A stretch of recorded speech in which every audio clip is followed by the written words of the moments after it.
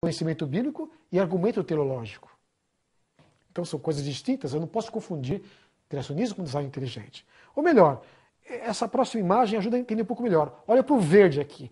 É no verde que realmente que eu vou encontrar as diferenças entre os três modelos. A componente não científica é distinta para cada um deles. Ou melhor, no evolucionismo, a componente não científica é filosofia. No design inteligente, a componente não científica é também filosofia. Já no criacionismo, a componente não científica, ligada ao criacionismo, é o conhecimento bíblico. Então, nós percebemos que aquelas três afirmações feitas pela mídia, impressa ou televisiva, repetida com frequência, não faz sentido. A realidade dessas três cosmovisões está exposta aqui. Esses são os conceitos basicamente utilizados na construção de modelos. A ciência é valorizada pelos três, né? Ou valorizada pelos três. E, certamente, a ciência é insuficiente para explicar toda a realidade, inclusive aquela que existiu no passado e não está se repetindo hoje. Então, necessariamente, eu vou para uma outra área. Qual outra área que eu vou? Estão as três distintas aqui. Então, em função disso, nós vamos agora comentar alguma coisa que eu julgo bastante importante.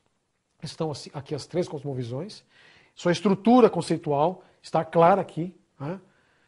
Evolucionismo, criacionismo, design inteligente. Agora, ensino e divulgação. Alguns dizem, não, o Estado é leigo, ou laico. Não vamos realmente permitir que nas aulas de ciência seja apresentado realmente conceitos bíblicos. Ciência é ciência. Quer falar um pouquinho sobre criacionismo? Aula de religião. Interessante. O Estado é laico. O Estado não é ateu ou ateísta. E muitas afirmativas evolucionistas que dizem estar no campo da ciência, elas refletem mais uma visão ateísta da realidade. Então eu creio que está existindo uma tendência aí, né? E essa não é científica. E ela, geralmente, ela é camuflada, ela é exposta, mas gera suas consequências. Muitos alunos, estudantes que começam a estudar a evolução, eles se tornam ateus, e não é à toa. Está embutido o naturalismo metafísico ou a visão ateísta da realidade. Não há como. Então, em função dessa conjunção de conhecimentos distintos nessas três áreas, eu não vejo nenhum problema em esse tema, esses assuntos, serem discutidos em ambientes acadêmicos, instituições de ensino, públicas, particulares, confessionais. É uma área multidisciplinar, né? Pluriconceitual, então eu tenho realmente conceitos variados. Onde, em que matérias eu posso ensinar isso? Simples. Nos cursos de biologia, eu posso enfatizar a componente científica, sem deixar de expor que, para explicar as origens, eu vou usar realmente uma dessas três aqui. Eu não posso falar em conhecimento científico quando eu estou explicando alguma coisa que ocorreu lá atrás. A origem da vida é um exemplo clássico. Eu não posso. Então, quando eu vou ensinar... E a mente humana não quer apenas ficar no campo da ciência.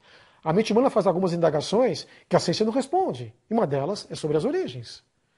Então, nos cursos de biologia, geologia, física, química, filosofia, lógico, com a ênfase mais no campo, realmente, do que está em verde aqui, história, teologia, né, teologia bíblica. Então, eu acho que esse tema pode ser abordado em vários ambientes, com a ênfase devida conforme realmente a disciplina que estiver sendo considerada.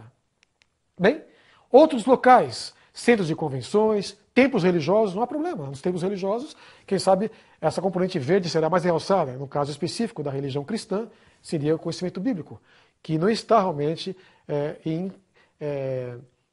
exposto de maneira incompatível com aquilo que a ciência demonstra ser fato, né? E, finalmente, programas curriculares de graduação, pós-graduação, minicursos, simpósios, deviam abordar esse tema da maneira abrangente como ele realmente é. Né? Então, é triste verificar, hoje, em nossos dias, como as pessoas pintam o evolucionismo de vermelho, como se fosse ciência, e não é. Muitas afirmativas são filosóficas. Então, isso tem que ficar claro.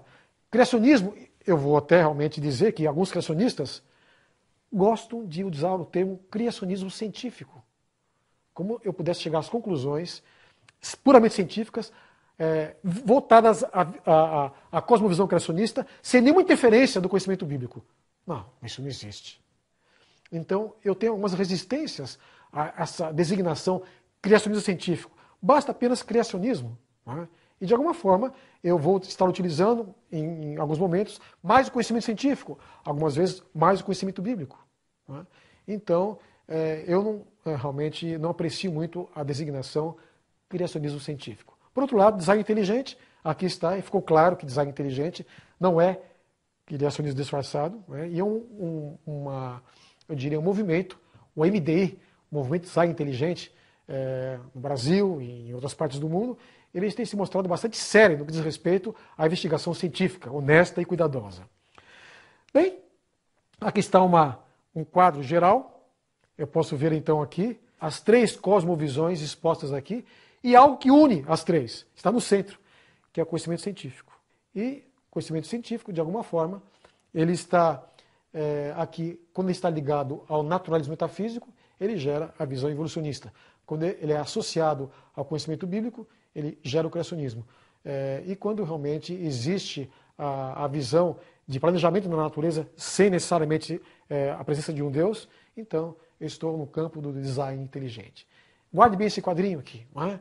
Então, alguns pintam o design inteligente de vermelho, alguns pintam o evolucionismo de vermelho, e alguns pintam o criacionismo de vermelho. Se eu estiver lidando com assuntos onde eu tenho as relações de causa e efeito, mesmo que eu seja um criacionista, ou um evolucionista, ou um adepto do design inteligente, eu estou aqui. Os 3 estarão aqui. Aquilo que é ciência mesmo, haverá concordância. Não tem problema. Mas muitas afirmativas são feitas em alguns aspectos onde eu não tenho realmente as causas presentes. Eu não tenho realmente aquilo que gerou os fatos que hoje observo. Então, eu estou num campo realmente um pouco mais abrangente, envolvendo essas áreas metafísicas ou não científicas. Esse quadrinho é importante ficar bastante reforçado em nossa mente. E eu vou, finalmente, destacar os 2 principais aqui. Deixa um pouquinho o design inteligente. Eu até diria que se você quiser incluir o design inteligente, colocar ele dentro do criacionismo, o criacionismo abraça o design inteligente. Mas não devemos confundir uma coisa com outra. Tá? E vou realmente considerar algumas coisas ligadas também ao evolucionismo, colocando realmente essas 2 cosmovisões de maneira um pouco mais clara, para completar realmente esse nosso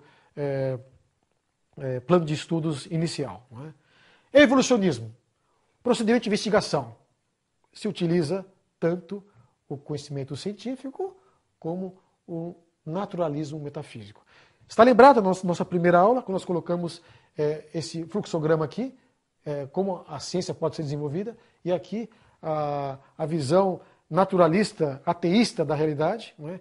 Então, aqui estão os 2, de maneira um pouco mais completa, e a seta branca da ciência em direção realmente à visão ateísta, e vice-versa, aqui da filosofia em direção realmente à metodologia científica. Você vê então essa interação, muitas vezes ela ocorre. Quando lemos os livros de biologia, mesmo geologia, procurando explicar eventos passados, únicos e irreproduzíveis, você vê conceitos de ambas fontes aqui. Ou é filosofia ou é ciência, sendo misturados de maneira muito habilidosa, que o verde ele fica camuflado. Dá a impressão que existe só o vermelho, mas se você for cuidadoso, você vai perceber que os modelos e várias realmente afirmações, elas pertencem a esse campo aqui. A cor é marrom, ou seja, uma mistura dos 2.